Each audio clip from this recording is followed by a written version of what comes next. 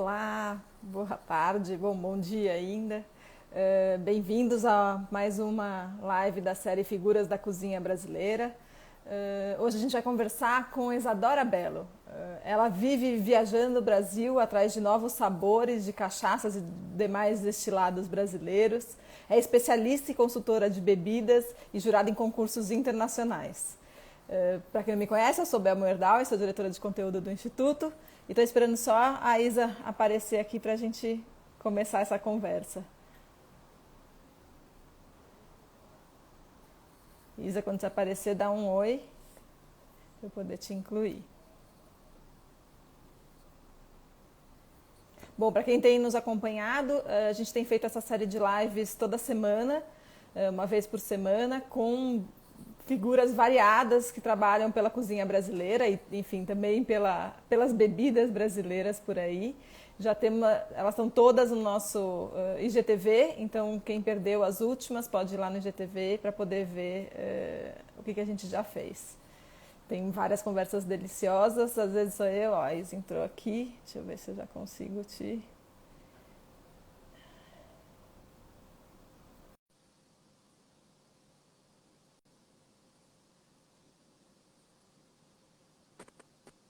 Olá, Oi, querida, tudo bem? tudo por aí? Ai, tá caindo. Tudo jóia. Olá, tudo bom? Melhorou a chuva?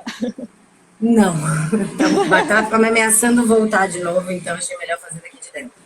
Ó, a Isa tinha conseguido um cenário lindo pra gente, paradisíaco. Conta pra gente onde você tá na Bahia, é isso? Tô na Bahia, de frente pro mar, e aí tem uma varanda linda aqui, só que ela é toda coberta com acrílico, então começou a chover, parecia uma bateria de escola de samba aqui, então não dava. Oi, oi, pessoal, bom dia. Bom, em primeiro lugar, obrigada por ter aceitado o convite. É uma delícia poder conversar com você de novo. A Isa Claudinha! já deu um curso de destilados brasileiros lá na sede do Instituto Brasil Agosto, que foi uma delícia, né, Isa? Então, Foi bom ter você aqui ótimo. de novo. A gente tá na mesma luta, né? Eu acho que a caminhada que a gente tem é muito parecida e definitivamente esse caminho não é aberto sozinho, muitas facões abrindo essa floresta fechada que a gente tem desbravado. E você tem desbravado como poucas, né? Então, eu queria que você contasse um pouquinho a sua história. A ideia dessa live é realmente ser uma conversa para apresentar pessoas que têm aí feito essa batalha pelos ingredientes, pelas histórias da cozinha brasileira. Conta um pouco Bom, como surgiu o seu interesse pelas bebidas. Eu sei que você foi apresentada meio cedo, né? Foi seu pai que te fui, apresentou. Conta aí. sim. Bom, meu pai sempre teve uma relação muito boa, assim, de prazer mesmo com as bebidas. E quando ele viu que a filha dele estava realmente se interessando por esse universo, ele achou melhor ensiná-la como beber o Exu, ao invés de de me deixar descobrir, mas como a maioria das pessoas fazem com os amigos e etc. Então, logo desde cedo, a cachaça virou uma favorita de bebidas na minha vida, justamente por conta da complexidade, que eu não entendia que era por isso na época. Mas por conta dos elementos, dos aromas, das informações, aquilo me dava muito prazer. E a cachaça abriu um universo de pesquisa para outras bebidas e também de tentar fomentar isso com outras bebidas, outros destilados dentro do Brasil também. Uma vez que a gente tem essa flora incrível para trabalhar, olha o Paulo Machado aí, querido. E aí a gente conseguir trazer mais valor para as nossas bebidas. Cachaça foi e é o veículo que eu uso para falar de Brasil, para trazer as pessoas à realidade e a importância e a diversidade sensorial rica que a gente tem, né? Como cada região tem sua manifestação, como cada universo que está em volta daquele produtor acaba sendo contado dentro de uma garrafa. E isso, para mim, traduz muito o Brasil, né? A gente tem toda essa diversidade, mas também tem essa falta de compreensão sobre ela. E a cachaça eu utilizo para trazer essa analogia para as pessoas, uma vez que as pessoas consigam entender que as diferenças e personalidades diferentes que há num produto, que existem em um produto, são qualidades e não necessariamente defeitos só porque é diferente. E aí o Brasil tem muito isso. Então a cachaça é o meu veículo, só que ela também abriu portas para eu estudar outras coisas, uma vez que a gente nem tem tanta literatura sobre cachaça. E aí eu comecei a estudar outros destilados, como uísque, conhaque, até um pouco de vinho, para poder entender um pouco mais sobre fermentação e diferenças de leveduras e etc. E dentro desse universo eu caí devo muito a Fabrício isso, ele disse que percebeu em mim uma coisa que eu tenho muito forte, que é conceito, né? O conceito, como que isso é carregado, que mensagem você quer passar. E o conceito, eu dou consultoria hoje de conceito também, não só de destilados, que é como que você quer apresentar o que está em volta de você e como você pode utilizar isso de uma forma diferente. Tudo bem, vamos entender a tradição, mas vamos reviver isso, vamos trazer isso num formato que tenha a sua autoria, que tenha a sua identidade, vamos prosperar com aquele ingrediente, com aquela tradição. Eu acredito muito que o Brasil ainda está se descobrindo, mas eu vejo pelos trabalhos que eu venho fazendo, que outras pessoas também estão fazendo incrivelmente, tem tanta gente hoje, graças a Deus, falando de Brasil e levando o Brasil, vocês são muito fomentadores disso. É legal perceber o quanto as pessoas têm se desafiado também a utilizar esses ingredientes e não parado só, não, vou fazer o básico aqui. Tem muita gente que está ousando pegar uma tradição, tem um aluá. Beleza, vou fazer um aluá diferente aqui. E isso a gente vê acontecendo de uma forma tão linda, tão rica, que definitivamente é interessante, até dá um orgulhinho você falar, eu tenho uma pontinha de participação nisso, é bonito de ver. É bonito, é muito legal. E conta um pouco, o que você faz, você está sempre viajando, né? Mesmo agora na pandemia, estou acompanhando que você está conseguindo dar um jeito de manter as suas viagens. O que você faz nessas viagens? É muito uma questão de pesquisa, é a consultoria? Como que você tem trabalhado? A consultoria, ela envolve o trabalho de pesquisa e de conhecimento. Principalmente, eu prefiro, quando é possível, fazer fisicamente, né? Visitar as comunidades, entender a realidade, aprender, porque esse é o maior aprendizado de todos, você viajar e visitar e compreender a realidade de cada lugar, porque muitas dessas tradições, elas se mantêm não necessariamente porque estão preocupados em manter as tradições, mas porque eles precisam. Muitas garrafadas, a gente vê isso, não é porque é legal fazer garrafada, é porque, em geral, é a única forma de medicina que tem por ali, exatamente. E é lindo de ver isso, e muitas pessoas falam, que bonito que eles acreditam nisso. Não é porque eles acreditam, é porque realmente funciona. Tem o seu papel medicinal ali. Mas entender essas tradições é muito importante para a gente também entender como a gente traduzir isso numa realidade que é diferente das que eles estão vivendo ali, mas ao mesmo tempo fomentando o que está acontecendo lá. Há 2 anos atrás, a gente começou, junto com o Fabrício, um trabalho com licuri. Vocês devem ter acompanhado, as quebradeiras de licuri, elas estavam se perdendo, porque não existia fomento, elas não tinham conhecimento sobre o beneficiamento do licuri. E então, junto com a CAR aqui, que é o de desenvolvimento rural da Bahia, e os chefes, essas catadoras passaram por uma capacitação e também um treinamento de beneficiamento para poder entregar o produto sem o gosto de sabão que ficava quando rançava, né? E com aquele gosto de coco maravilhoso, super aromático. E aí a gente começou a aplicar esse produto dentro de coquetéis. Eu conversando com o bartender da época, falando, não, a gente tem que botar isso. A gente fez um milk punch de licuri. E isso fez sucesso pra caramba, ficou muito legal. Então, a gente trazer a realidade de lá para cá, mas aplicado na proposta do lugar. Eu acho que isso é o mais importante, porque a gente está carregando a história dessas quebradeiras. Hoje elas estão vendendo pra caramba, viram um produto super querido, onde você vê não só aqui na Bahia, como no Brasil inteiro, as pessoas usando. Mas isso começa com um fomento. Uma pessoa tem que fazer o direito, usar, apresentar direito, passar o contato para o outro, e assim até o consumidor final. É uma cadeia inteira. E quando eu estou viajando, eu visito esses lugares, eu conheço os produtos, e fico pensando em como transformar isso junto com o bartender, de uma forma que seja acessível e, ao mesmo tempo, promova ainda mais o produto. Continue estimulando a cadeia a continuar. Agora como a gente está fazendo esse seu trabalho justamente para fazer esse link com a gente brinca lá no Instituto, com os elos da cadeia, né? Eu conto sempre que uma das primeiras viagens que eu fiz com a Ana Luísa Trajano, a gente foi para Pelotas e, enfim, a gente foi conhecer vários produtores ali perto da Embrapa, que a gente está fazendo uma parceria com a Embrapa de lá, e conhecemos várias frutas, enfim, eu especialmente não conhecia tantas e tal, e a gente instrumentou, e à noite a gente foi num restaurante ali que estava aberto, era durante a semana, fora de de qualquer temporada e tal. E a gente pediu uma caipirinha. Ah, e tem caipirinha do quê? Limão, morango e kiwi. Gente, mas e as frutas daqui? Tipo, a gente acabou de ver um monte de fruta incrível, porque... Ah, não tem saída, dona. A gente só faz limão, morango e kiwi. E daí de manhã no hotel também, o suco era de laranja. Eu acho só de laranja, assim...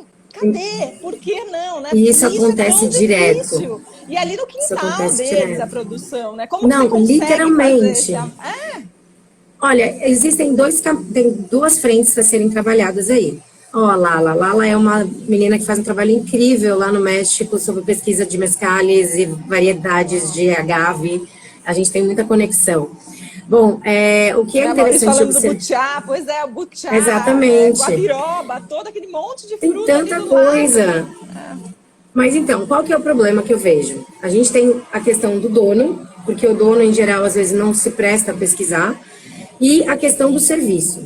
Mas eu falo muito que quando a gente trabalha com algum tipo de desenvolvimento, seja de sabor, na comida ou na bebida, e a gente recebe alguém, a gente tem um papel fundamental, que é transformar. Se a gente não transforma a pessoa, ela não sai diferente do que ela entrou, a gente está fazendo alguma coisa errada. Por isso que eu sou super contra a gente ter aquele padrão, isso está fazendo sucesso, vamos fazer isso. Não é assim que funciona, beleza, você pode até se inspirar, mas traga identidade, traga conceito, porque é isso que é o diferencial. Parta as pessoas... daquele sucesso para trazer algo além, né? Desenvolva isso, mas aí tem que ter o trabalho. Quando eu fui fazer uma visita, um treinamento de destilados num lugar, né, numa área super, uma reserva linda, eles tinham de tudo que é fruta que você pode imaginar, carregadaço, e não era nem no quintal mesmo, você tropeçava, pisava nas frutas. E assim, eu perguntei, o que vocês têm de drink? A gente tem caipirinha de maracujá, de morango e abacaxi. Eu falei, vocês têm plantação de abacaxi? Não. E de morango? Também não. E de maracujá? Também não. Eu falei, e por que vocês têm essas frutas aí? Para de gastar dinheiro com isso. E esse morango congelado com gosto de esponja não tem sentido nenhum. Aí eu falei isso com a dona. Vamos fazer isso na ponta do papel? Quanto você gasta com essa árvore? Quanto que sai esse limão capeta aqui seu? Uns 2 centavos. Eu falei, ótimo. E quanto que sai o morango que você está gastando? Uns 5 reais. Eu falei, então pronto. Você vai economizar muito, vai trazer frescor, vai trazer qualidade e vai trazer a relação com a terra, que é o que vocês têm aqui. Aí pronto, resolvemos o problema com o dono, porque ele sempre quer lucrar mais, beleza. Claro. Agora a gente tem que resolver o problema do serviço, porque essa frase, por que não sai, é em geral do serviço preguiçoso. Serviço acostumado. Então, aí a gente tem que fazer um treinamento com ele para desenvolver o porquê ele pode fazer melhor e apresentar uma nova experiência para o cliente. E quais os embates que ele vai encontrar, porque na transição é sempre comum. O cliente está acostumado a tomar o de morango, ele vai pedir de morango e não vai ter. Olha, eu não tenho morango, mas eu tenho grumichama. O que você acha? Você conhece grumichama? Aí você já conta uma história. Se quiser visitar, a árvore está logo ali. Pois é. Aí já vem um desenvolvimento de relação, que eu acho muito mais rico, simplesmente porque você receber um copo com uma fruta que não tem relação nenhuma com o lugar, né? Essa caminhada é principalmente o que eu faço, é o que o Mal falou, informação e consciência, que é o que falta para o brasileiro, né? Ele tem preconceito porque ele não tem informação e, logicamente, ele não tem consciência porque ele nunca se prestou a provar, se abrir a isso. Ele não consegue valorizar porque ele não consegue nem ver o valor daquilo, Exato. né? Ele não consegue valorizar para o outro se ele mesmo não vê graça naquilo, não vê charme, né? Mas é um trabalho. Ele nem se abre para isso, né? Total. É aquela árvore que tá tropeçando, aquilo lá só tá me atrapalhando, né? Exatamente. Ainda seja meu quintal, total. Não vou pensar como eu posso aproveitar, né? É muito isso. Você tem um trabalho de pesquisa muito interessante sobre as madeiras na cachaça, né? Conta um pouquinho sobre isso. Eu e o Maurício Maia, a gente vem desenvolvendo essa pesquisa já fazem 3 anos, porque a gente é teimoso, na verdade. Porque as madeiras, elas... lógico. Existe uma questão no Brasil, a gente sabe, não é novidade para ninguém, da falta de investimento na parte acadêmica para pesquisas e tipos de desenvolvimento. Quando você fala de uma pesquisa sobre madeiras brasileiras, a gente tem algumas, mas todas elas são baseadas no carvalho, porque ninguém desenvolveu os marcadores, né? Você tem marcadores, é um teste que você faz com, como é que chama o negócio? Com cromatografia, E para você fazer esse teste é caro. E a gente não tem os marcadores das madeiras brasileiras. A gente tem as comparações com o carvalho. Então, por exemplo, supondo que eu seja uma madeira e você, outra madeira, você é o carvalho, eu sou a amburana. A gente tem, nós duas somos mulheres, beleza, pintou esse DNA de mulher pra gente, a gente tem igual. Agora, você tem cabelo cacheado, eu tenho cabelo liso. Você sendo do carvalho, você tá com o marcador pintadinho. O meu nem aparece, eu não marco isso. Então, eu não tenho a plenitude de informações e o detalhamento do DNA das madeiras brasileiras. Porque sua base de comparação é só o carvalho. Então, ou exatamente. É igual ao carvalho ou não tem. Ou não é. Aí fala, tem madeiras que tem muita coisa do carvalho? Tem. Mas não quer dizer que ela é igual ao carvalho. Ninguém quer ser igual ao carvalho. Pelo contrário, a gente tem muito mais que isso, que é aquela questão das diferenças. Só que esse tipo de publicação, esse tipo de pesquisa não dá publicação, que é simplesmente uma pesquisa de análise. Então, ninguém se presta a fazer. E aí eu e o Mal, a gente começou a falar, cara, não é possível. As madeiras são muito fodas, tem muita madeira incrível, tem as caneleiras, tem a amburana, tem o bálsamo, tem o jequitibá, que é uma madeira que eu amo. E não é possível que só sirva para cachaça, não tem que botar em outras coisas, né? Aí começamos uma pesquisa louca, com metodologia, lógico, mas começamos uma pesquisa louca realmente para provocar. E botamos madeira em tudo que você pode imaginar. Em cozidos, em defumados, em vinagres, em kombuchas, em cerveja, em cachaça, obviamente. E fizemos isso tanto em queijo, para maturação de queijo, no coalho do queijo. E a gente teve resultados impressionantes. Descobriu várias coisas que a gente não sabe exatamente a molécula que causou isso, ou a bactéria, ou o micro-organismo que causou isso, mas a gente sabe que cada madeira tem uma seleção microbiológica específica. Isso potencializa, por exemplo, uma fundir o queijo que recebeu um pouco de madeira no palho. O queijo se fundiu em 15 dias, ficou tipo Serra da Estrela. Uau! Sem nenhum tipo de colocação, de inoculação ali, naturalmente. E isso aconteceu por causa da madeira. A gente descobriu que uma linguiça não precisa de nenhum tipo de conservação, que depois de uma semana, se ela passou por madeira, a gente hidratou a tripa numa madeira, na água com madeira. Ela passou nessa... E daí a água com lascas de madeira? Exatamente. A gente deixou ali uns dias e depois hidratou essa tripa na água. E essa água conservou aquela carne, que não tinha nenhum tipo de sal de cura nem nada, rosinha por uma semana.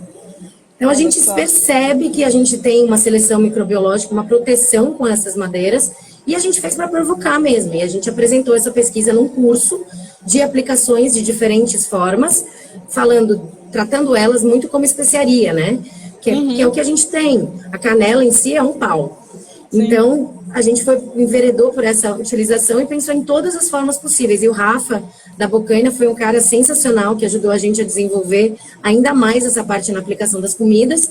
Ele que trouxe o Joãozinho de Passa Quatro, que faz um queijo maravilhosamente incrível com essas madeiras também. Então, foi uma experiência muito coletiva, foi muito gostoso.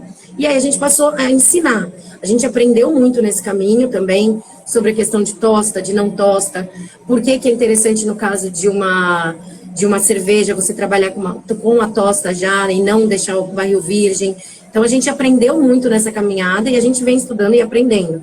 A ideia que a gente teve com esse curso era realmente provocar a academia e fazer o pessoal fazer essa pesquisa. E a gente conseguiu isso. Uau. Porém, veio o Bolsonaro, cortou verba e aí a gente não tem mais essa pesquisa. Bom, é uma luta diária. É uma luta diária. Mas a gente ainda não desistiu, exatamente. Exatamente. Vocês continuam teimosos. Continuamos, todos. Tem que continuar, é isso mesmo. Exatamente. Bom, e me conta um pouco sobre as cachaças, né? Como definir o que é uma cachaça boa? Como aprender a degustar uma cachaça? Bom, isso para cachaça e para qualquer destilado. Eu acho que, primeiro de tudo, você tem que ver a procedência. A gente sabe que tem muita cachaça que não é regulamentada, né? Que não tem seu registro no mapa, que é muito boa. Mas também a gente sabe que tem muita cachaça que não é regulamentada, que é muito ruim.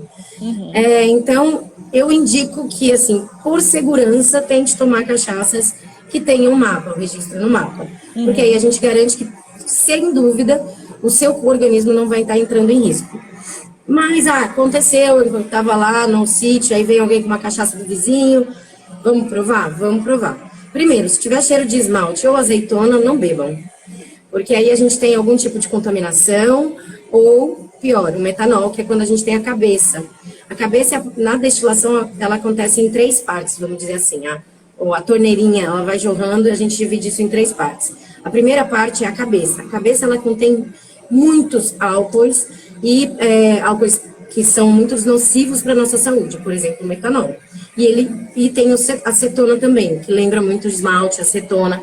Por isso que ali você percebe esse cheiro. Se tiver muito forte esse cheiro, tem alguma coisa errada. E a cabeça ela pode causar cirrose, problemas no sistema nervoso. Teve uma época que eu não sei se alguém já foi no interior e ouviu falar, não, quem toma de cachaça de cabeça é macho. Isso é coisa de produtor trambiqueiro que quer vender a cabeça dele, que não quer, que é verdade, que quer lucrar de qualquer jeito e não importa o cliente. E aí criou-se essa filosofia, porque é realmente uma cachaça, é uma bebida mais alcoólica, só que ela é super nociva. E começou a dar epidemia de cegueira em homens no interior do país. O que aconteceu? Nos machos, né? Nos machos. Por conta disso. Isso é uma irresponsabilidade muito grande. E outro ponto, se tiver cheiro de cebola ou um gás, assim, também não é legal, porque aí você está tomando a água fraca, ou a última parte da cachaça, que é o que a gente chama de cauda, né? Ou rabo. Que você ali tem metais pesados, e vai ter esse cheiro de gás, de cebola, de churume, é um cheirinho ruim, e é extremamente cancerosa. Então, carcinogênea. Então, não é interessante você consumir, nem prazerosa. O coração, que é o meio, que é a parte prazerosa. Ali você vai sentir muito a cana, ou se for envelhecida, você vai sentir muito aroma de madeira, mas tomem cuidado também com envelhecidas que não têm procedência, porque a madeira pode esconder algumas coisas, né? E para beber cachaça, isso para qualquer destilado que vocês vão beber na vida, se prestem, sim, se vocês não forem conhecedores ou estiverem buscando mais segurança, é importante, eu acho, que vocês buscarem produtos que tenham um registro. E para beber, vamos lá, qualquer destilado, copo de shot, sabe o que você faz com ele? Faz brigadeiro de colher. Para nada ele serve. Para nada ele serve. Ele não serve para apreciar. O ideal é você pegar pelo menos um copinho americano. O copinho americano ele já funciona para servir, para criar um buquê, porque aí você serve a dosezinha e fica um buquê ali, um espaço para criar o aroma, para concentrar o aroma, para você conseguir perceber pelo nariz. Sendo assim, como é um destilado, diferente do vinho, o vinho ele tem uma graduação alcoólica menor, a cerveja também. Então, por ser um destilado, você não precisa respirar tão fundo. Você respira normalmente, aproximando próximo do nariz, assim, e respira normalmente, que ele já vai chegar até você. Não precisa fazer muito esforço. E a minha dica é tentar... o ser humano é incapaz de sentir 2 cheiros ao mesmo tempo. A gente sente um, aí depois sai um pouquinho, tenta ver o outro aroma que está depois desse, tenta anular esse aroma. Igual quando passa perfume e você esquece que está de perfume porque você não percebe o aroma, você já acostumou com ele. É mais ou menos isso o treinamento de nariz. Então você vai indo por camadas e descobrindo essas camadas ao eliminar a que estava anterior. Não é de uma hora para outra, mas é que nem bicicleta, uma hora você coordena o movimento. E depois você vai para a boca. Como que a gente faz? Eu falo que cachaça é que nem primeiro encontro, né? Você não sabe direito onde pôr a mão, e destilados também. Então você não sabe como é que vai vir isso na sua boca. E se você for com muita sede ao pote, você pode se dar mal. Então a ideia é ir devagarinho. Então você põe um golinho, solta o ar primeiro, aí põe um golinho bem pequenininho na boca, fecha o lábio, passeia com esse líquido por todas as áreas, só da boca e bochecha, igual a gente faz com vinho, engole com a boca fechada e depois respira pelo nariz. Tomadores de cerveja e tomadores de vinho, não precisa lamber o bigode. Não faz isso. Isso não precisa fazer, porque, de verdade, isso não vai te deixar com a espuminha, nem sujo de cor. E, definitivamente, a hora que você põe essa língua para cima, você está oxigenando o que você está pondo para dentro. E quando você faz isso, você potencializa o álcool. Olha só. Porque por isso que a gente faz isso com vinho, para potencializar o álcool e, com isso, potencializar os aromas. Só que o destilado, ele já tem muito álcool.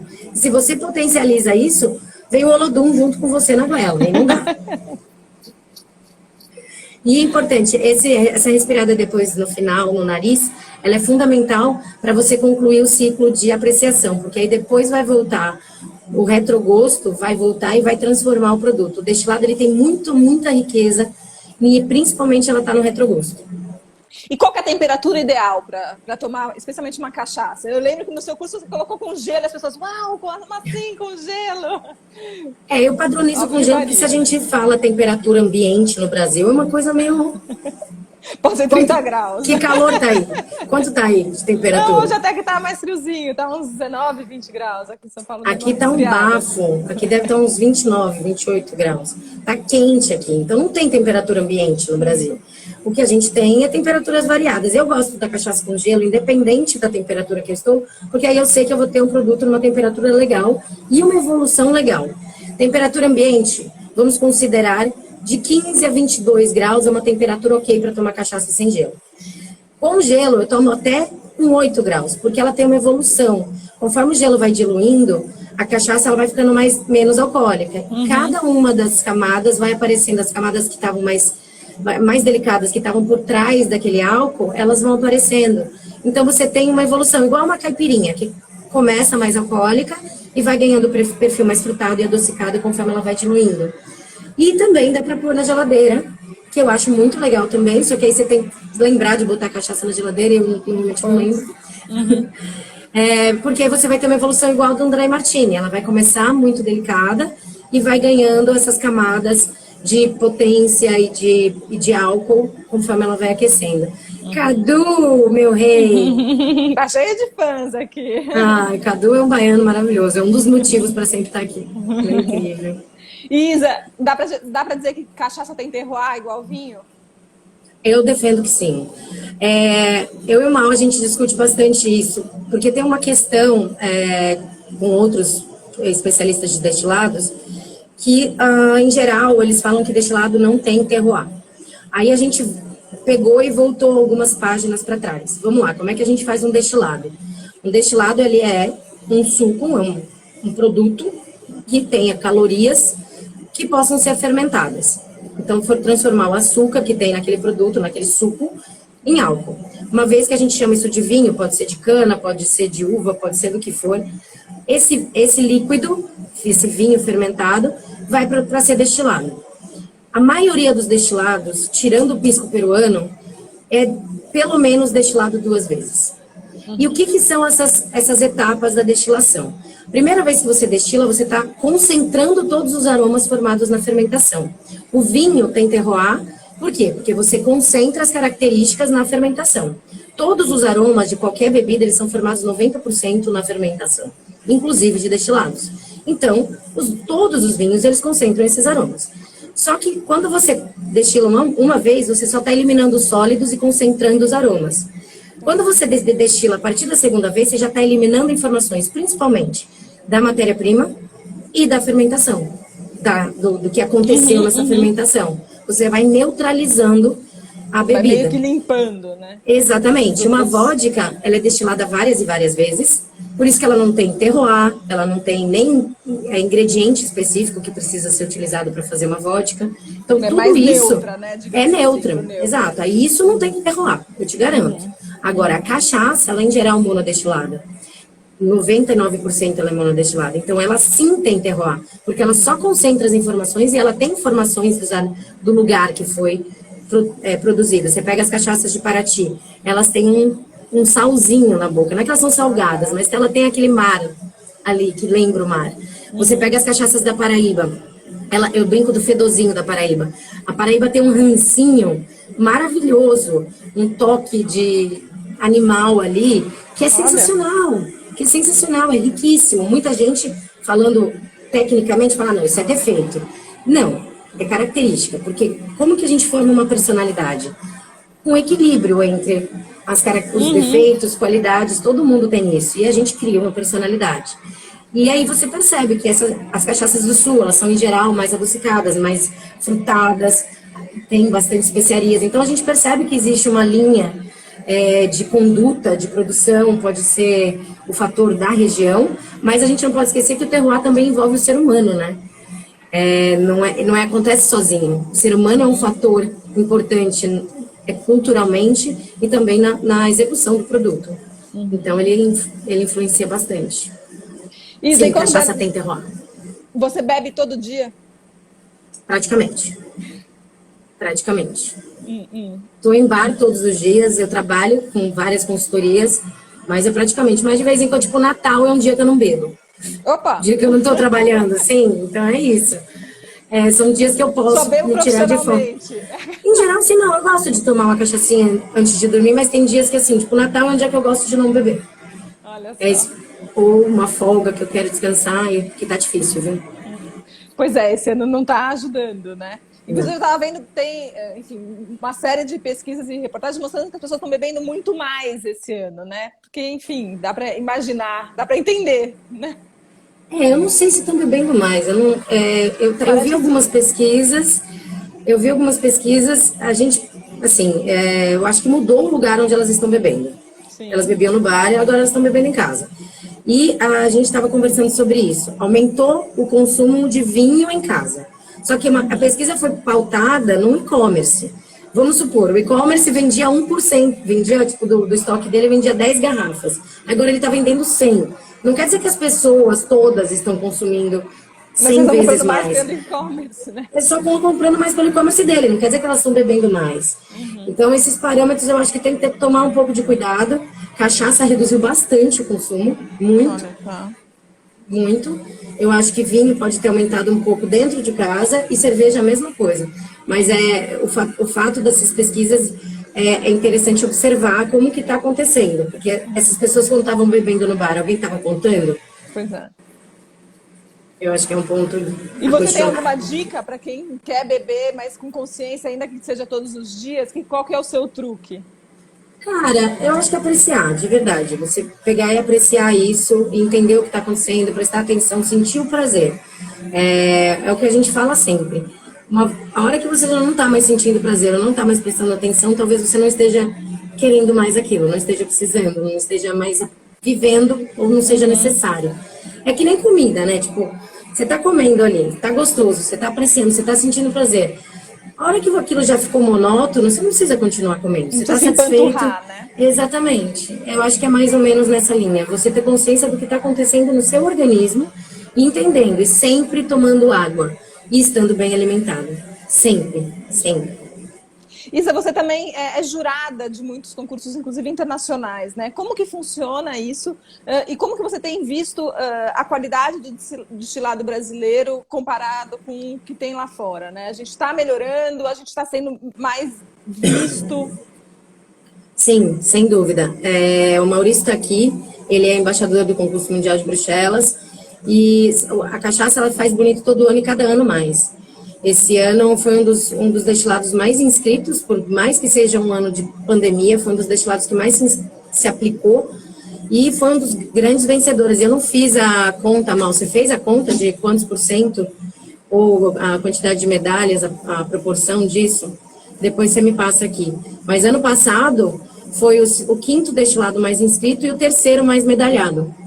E pelo segundo ano consecutivo recebeu a escolha de todos os jurados, que é o Gran Ouro, né? A escolha de todos os jurados, os presidentes de mesa, eles escolhem um destilado que se destacou no ano. Foi pelo segundo ano consecutivo cachaça. Uau. Então, a cachaça ela vem gabaritando uma série de coisas e a gente vê que existe uma tendência muito grande de busca por destilados mais complexos, latinos, que tragam um resgate cultural, que tragam uma personalidade sensorial. E a cachaça ela entra muito nesse rolê, né? Olha, ó, terceiro maior número de medalhas de novo. Olha só. A cachaça entra muito nesse perfil, né? Lá, principalmente nos Estados Unidos e a Europa, eles estão buscando coisas diferentes. O mezcal é um exemplo disso, o pisco também, mas eles são mais conhecidos do que a cachaça. Então, a cachaça entra num canvas mais complexo, mais amplo, o perfil sensorial delas é completamente diferente uma da outra. E eu acho que o caminho é realmente esse. Você está perguntando qual prato que harmoniza melhor com a NN cachaça? O que é isso? Com a nossa cachaça, será que é? Não entendi. Depois escreve o que é NN, por favor. Mas falando isso, e lá fora está sendo, chega mais essa cachaça brasileira de qualidade, né? Porque a gente está muito acostumado a ver quando você vai em um bar qualquer, enfim, você vê aquelas que são de larga produção e que conseguem exportar mais facilmente. Mas era a nossa cachaça. Cachaça. Acho que com cachaça em geral, é isso que você quer saber? Eu acho que o trabalho de harmonização da cachaça, ele é muito fácil. Cachaça não tem erro. É só você entender o que você está buscando, porque a cachaça, ela tem álcool. Então, naturalmente, ela vai ajudar a limpar um pouco o seu paladar. Eu sugiro que você, uma fritura, você sirva a cachaça com um gelinho ou gelada. Olha, Ieda, maravilhosa aí. Ou você pode até tentar temperar, igual a gente faz com água, colocar um limãozinho, um hortelã, para trazer um pouco mais de frescor para coisas mais gordurosas. Ou trazer uma madeira para uma carne uma carne vermelha que tenha um pouco de amargor, como um cordeiro ou carne de caça. Pensar numa amburana, eu acho que é o tiro certo, com coisas mais ascéticas, por exemplo, uma picles ou conservas, ou com coisas doces. Você pode harmonizar com tudo. Pão com ovo harmoniza com cachaça. Cachaça é tudo, harmoniza com tudo, não só com a feijoada. O seu segredo é experimentar, né? Experimenta. Exato. Ouse. E ela é muito fácil de harmonizar.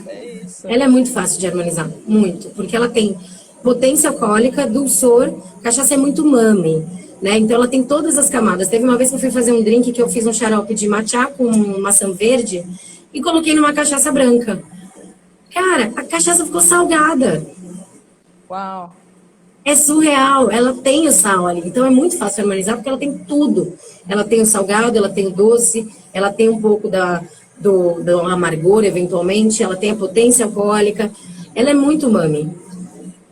E a cachaça também vai bem como ingrediente de muitas receitas, né? Até quem quiser, lá no site do Instituto Brasil Agosto tem algumas, né? A receita de pastel da Ana com cachaça, a feijoada com cachaça.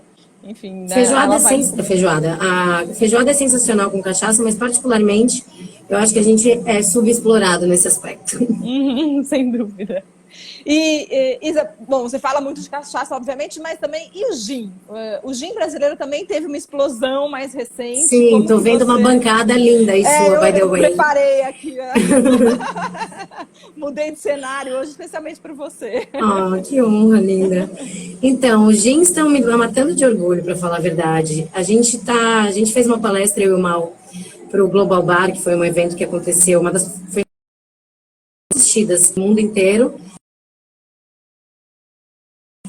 Imagina, e a nossa foi uma das mais assistidas, uma das top 10, que a gente fala da personalidade destilada do Brasil. Há uns 5 anos atrás, a gente ouvia muito bartender falando, não, porque não tem produto bom no Brasil, porque não tem qualidade, porque não tem uma consistência, porque não tem embalagem bonita.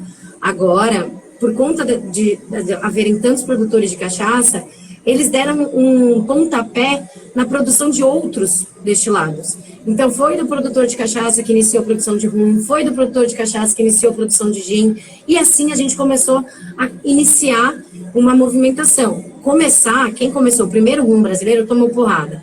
O Virga aí atrás de você, o primeiro gin brasileiro, tomou porrada pra caralho. Por quê? Eu conheci na sua aula, por isso virei fã. Maravilhoso. E aí você vê que a personalidade, ela vem de vários fatores, né? O Virga, ele tem a cachaça no sangue, então ele mostra isso. Aí você tem o Ive aí atrás, que fez uma pesquisa linda sobre os biomas brasileiros, para pesquisar ingredientes e trazer não só os territórios, como também os elementos, né, do Brasil. Então a gente vê que essa camada, esse conceito, ele vai passando e vai se multiplicando. Só que iniciar é difícil. É muito complicado iniciar esse trabalho, fazer algo diferente.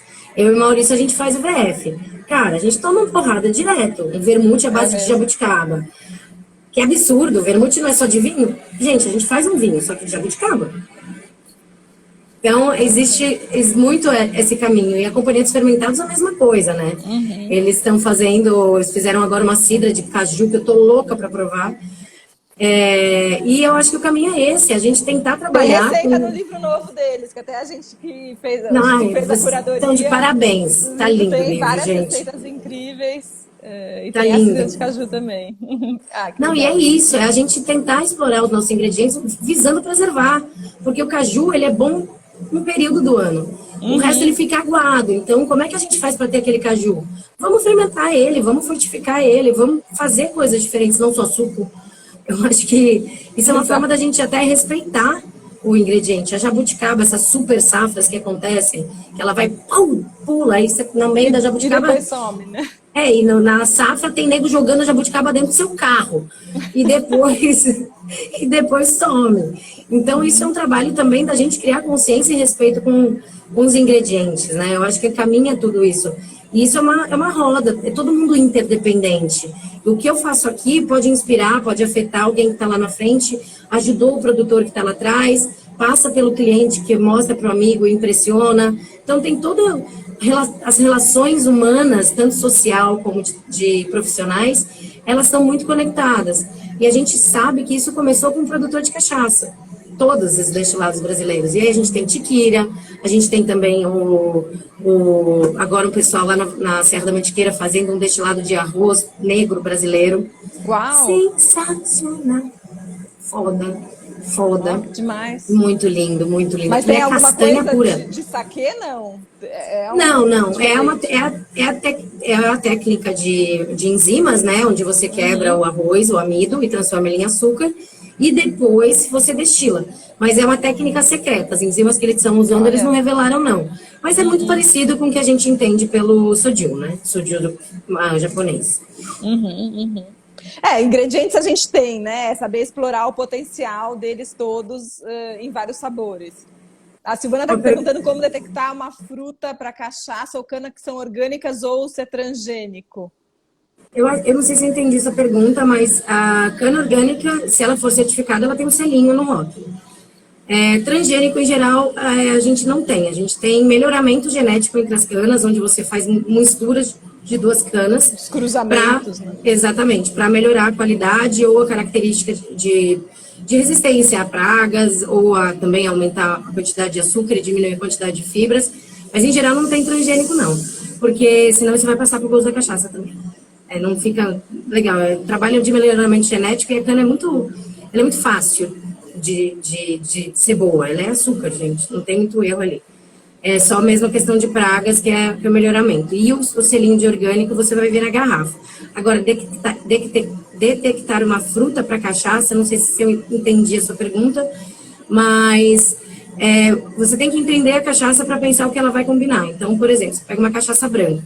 Cachaça branca é muito um livro aberto, assim. Ó, o Leandro Batista aqui, maravilhoso. Esse outro sommelier incrível de cachaça, um trabalho maravilhoso, inspirador.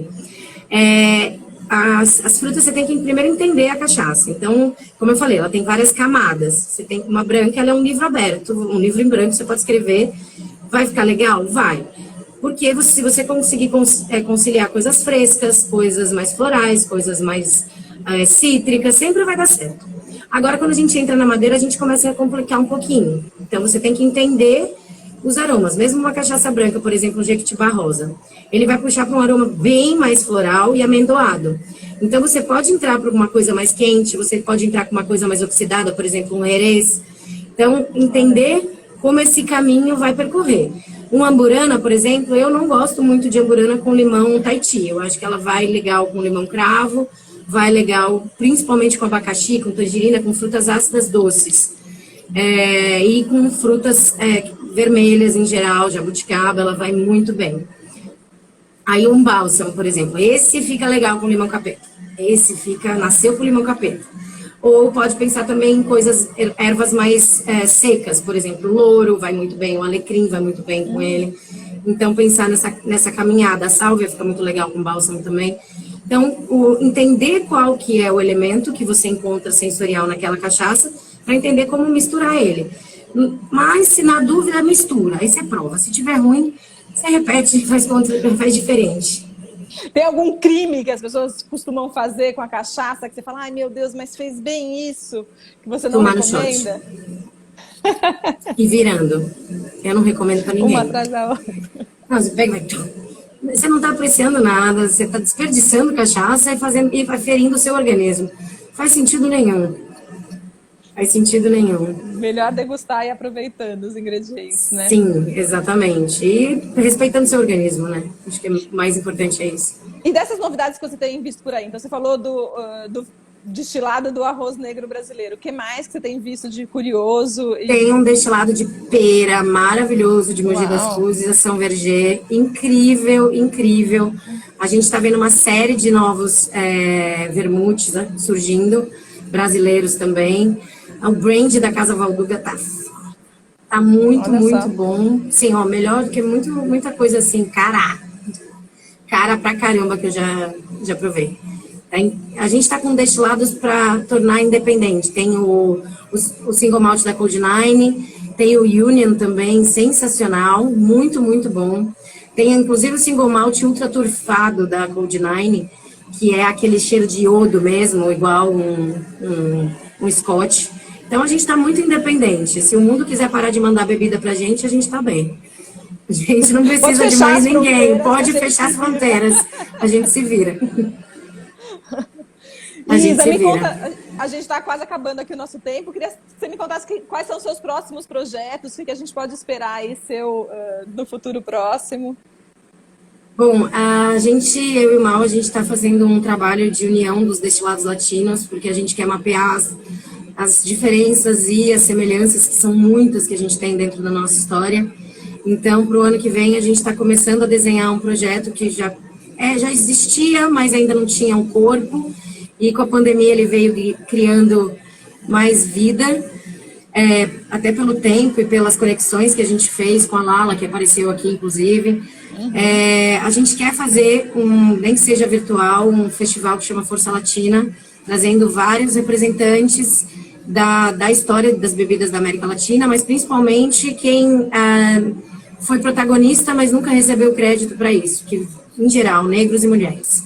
Então, é uma resgate de história, um resgate de tradições, mas também é uma forma da gente trazer à frente e dar o devido crédito aos responsáveis por as bebidas que estão aqui hoje em dia, que a gente gosta e que a gente consegue trazer história. Então, a Força Latina é uma coisa que é um projeto que a gente quer fazer, que a gente vai precisar de muita ajuda. Se alguém tiver interesse de participar, por favor, me manda uma mensagem para a gente trazer realmente essa força e unir a América Latina como um todo para gerar uma força política, porque todos os países têm as suas dificuldades e alguns já conseguiram contornar isso. Então, a gente tendo uma pressão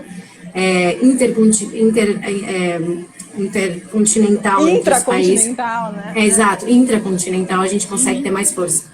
E é isso, então, se alguém tiver interesse, a gente aprende tanto, a gente viu tanta coisa igual que a gente tem, tanta coisa que a gente perdeu, mas que ainda tem na Bolívia, por exemplo, na Colômbia, por exemplo.